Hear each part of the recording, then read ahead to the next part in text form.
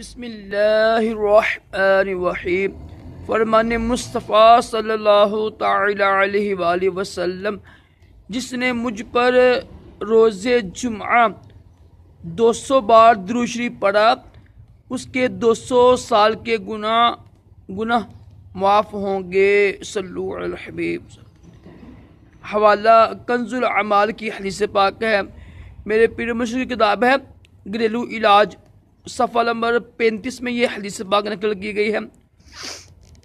आज की सुन्नत मुबारक ये है कि भूख से कम खाना भी सुन्नत मुबारक है।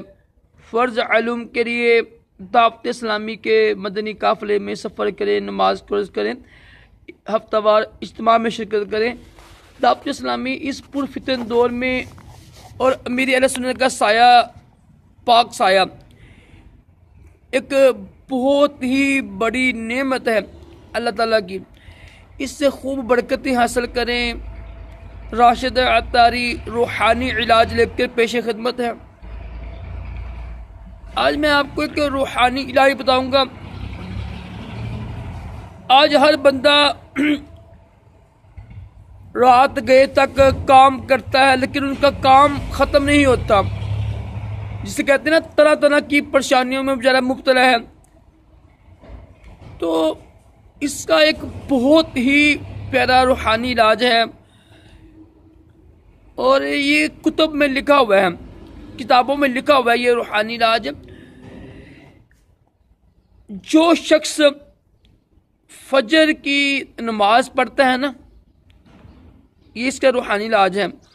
जो शख्स फजर की नमाज पढ़ लेता है ना, वो रात गए तक काम नहीं करेगा। असल में जो ये ना, अल्लाह से मुंह मोड़ लेना, इसलिए हम तरह तरह की परेशानियों में मुब्तला हैं।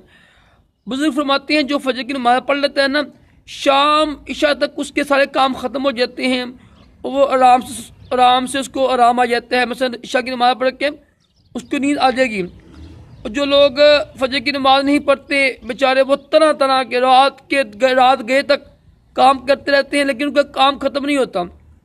तो आज का रूहानी इलाज यही है, फजर की नमाज पढ़ें। इंशाअल्लाह आपके जो है ना फजूल काम है ना, जो तरह तरह की परेशानियाँ होती हैं, औरतों को भी मर्दों की, रात गए तक काम ख़त्म नहीं होते।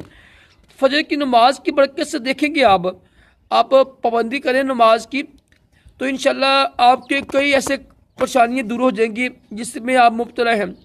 अल्लाह ताला हम सब को दोनों जहानों की भलाइयाँ अता करे, तमाम जिस्मानी रूहानी बीमारियों से महफूज रखे। 5 वक्त की नमाज पढ़ने की, कुरान पाक की तिलावत करने की, दुरूद शरीफ पढ़ने की तौफीक अता करे। अल्लाह हाफिज़।